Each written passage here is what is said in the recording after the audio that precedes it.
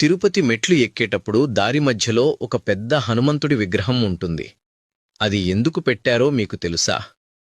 1979లో తిరుపతికి వెళ్లే మెట్ల మార్గంలోన 7వ మైలురాయి దగ్గర దట్టమైన అడవి ఉండేది. అక్కడ చీకటి అయితే చాలు, జనసంచారం ఏమీ ఉండేది కాదు. ఆ దారిలో వీధి లైట్లు కూడా తక్కువగా ఉండేవి. ఆ ప్రదేశంలోనే ఒక స్త్రీని దారుణంగా హత్య చేశారు అని కూడా చెప్పుకుంటారు.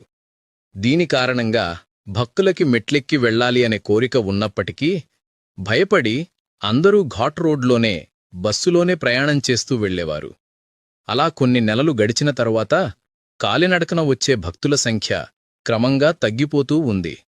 ఇది అంతా గమనించిన టీటీడీ యాజమాన్యం ఎలాగైనా కాలినడకన వచ్చే భక్తుల సంఖ్యను పెంచాలి అని చెప్పి ఆ మార్గమధ్యలో వీధి లైట్లతో పాటు భక్తులకు ఇబ్బంది కలగకుండా పోలీస్ సిబ్బందిని కూడా ఉంచారు. అయినా కూడా తిరుమలకు వచ్చే భక్తులు చాలా వరకు బస్సులోనే ప్రయాణం చేసి వస్తూ ఉండేవారు. ఇలాంటి సమయంలో టీటీడీ ఎగ్జిక్యూటివ్ ఆఫీసర్గా పనిచేస్తున్న పీవీఆర్కే ప్రసాద్ గారు స్వామివారి దర్శనం కోసం కాలినడకన వచ్చే భక్తుల గుండెల్లో ధైర్యం నింపడం కోసం సరిగ్గా 7వ మైలురాయి దగ్గర ఆకాశాన్ని తాకుతుందా అని అనిపించేటట్టుగా ఒక హనుమంతుడి విగ్రహాన్ని 1980లో రూపొందించారు. మీరు ఎప్పుడైనా తిరుమలకు మెట్లెక్కే మార్గంలో ఈ విగ్రహాన్ని చూశారా? నమో వెంకటేశాయ అని కామెంట్ చేయండి.